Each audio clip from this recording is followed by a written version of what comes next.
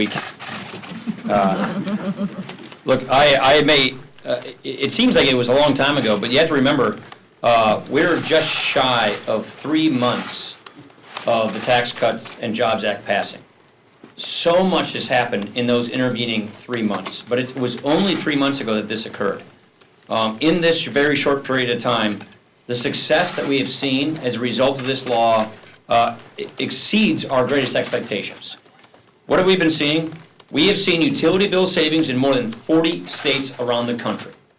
Over 40 states, because of the tax law, are lowering their rates for utilities. That's real money in paychecks, especially for the people who have been living paycheck to paycheck. We've seen more than 6 million employees receive bonuses from hundreds of companies. We've seen a vast majority of Americans have already seen bigger paychecks because of withholding tables have changed. So now people are opening the mail or going online and seeing that their paychecks are bigger as a result of this law. Now, we can add another tax reform effect to the list. Kathy just mentioned Washington State. Reinvestment in our nation's health insurance market is now taking place because of the tax cuts. This week, Premier Blue Cross Blue Shield of Alaska, the state's only private insurance provider, announced that it would reinvest $50 million of the tax savings that it received back into the state's health insurance market. How's that for an unexpected benefit for tax reform? So you got Blue Cross Blue Shield of Alaska saying because of the Tax Cuts and Jobs Act, we're putting $50 million back into our state for health insurance. There's more good tax reform news every single day. Yesterday, the National Federation of Independent Businesses released results from a new survey that found that for the first time since 2006, taxes received the fewest votes as the #1 business problem for small businesses. Let me repeat that. Our tax system is now helping, not hurting small businesses. So we are really saying, as Kevin mentioned, labor force participation.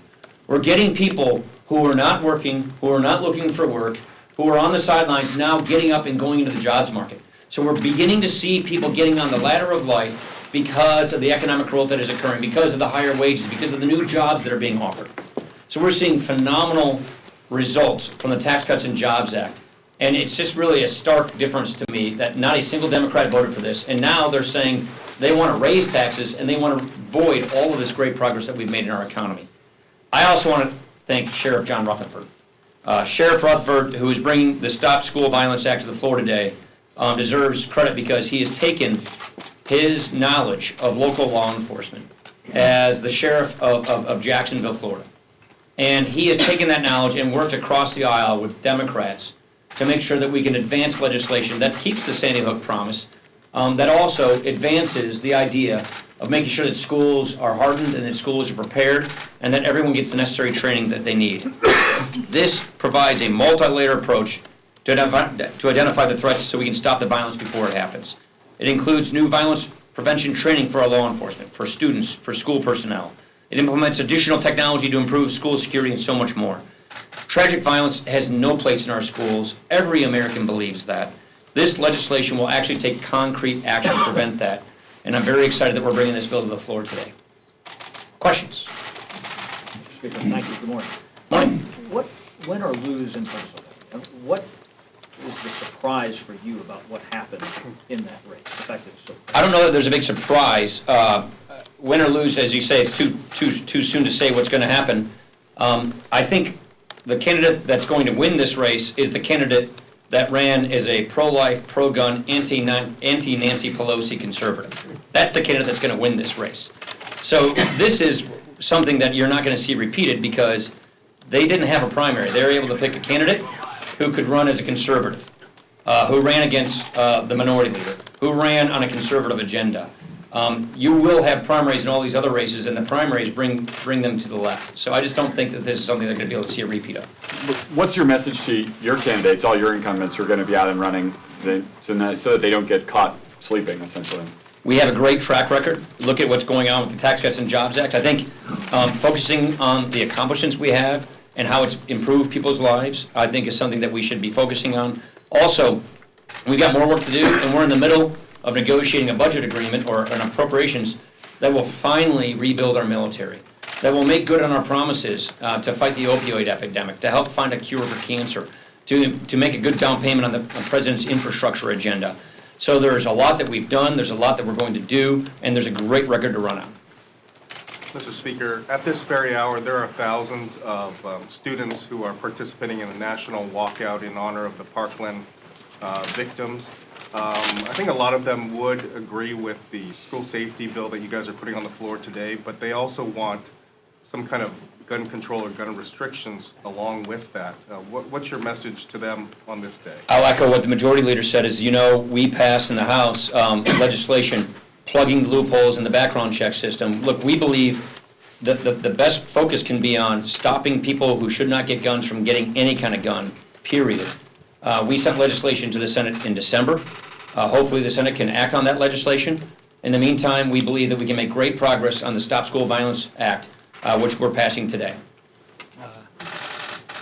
If both candidates in Pennsylvania ran on the same agenda, why was the Democrat able to push through on a +20 Republican? I won't speculate on the outcome of that, only to say that, yeah, that's right. Yeah, that's So you right. take the registration, and many. There are more Democrats in that difference than Republicans, that's exactly right. And both of these candidates ran as conservatives. I just don't think you're gonna see that across the country. Last question. But on Pennsylvania, I don't need to remind you that this is a district that Trump won by 20 points. If it is truly a wake-up call, as we understand you told your members this morning, isn't it also a wake-up call for the role the president should play, from your opinion, in the upcoming midterms? Look, I think the president helped close this race. I think you saw the public polling. The public polling wasn't looking so good, and the president came in and helped close this race and got it to where it is right now, which is, within a few hundred votes. I think the point that first of all, we need to execute, we need to get our message, and we need to make sure that our candidates aren't massively outraised and outspent on TV, as was the case between these two candidates. But second point I'd say is, both of these candidates, the Republican and the Democrat, ran as conservatives. Ran as pro-gun, pro-life, anti-Nancy Pelosi conservatives. And I think that's the takeaway we see here.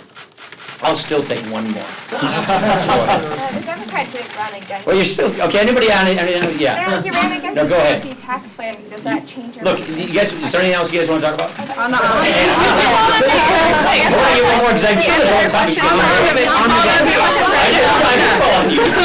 On the omnibus, I understand you told the conference that will be filed tonight. Can you confirm that? I didn't say that was a conference meeting, so obviously what leaked out of the conference wasn't an accurate portrayal. I said our goal is to get this done as fast as possible. Stay tuned.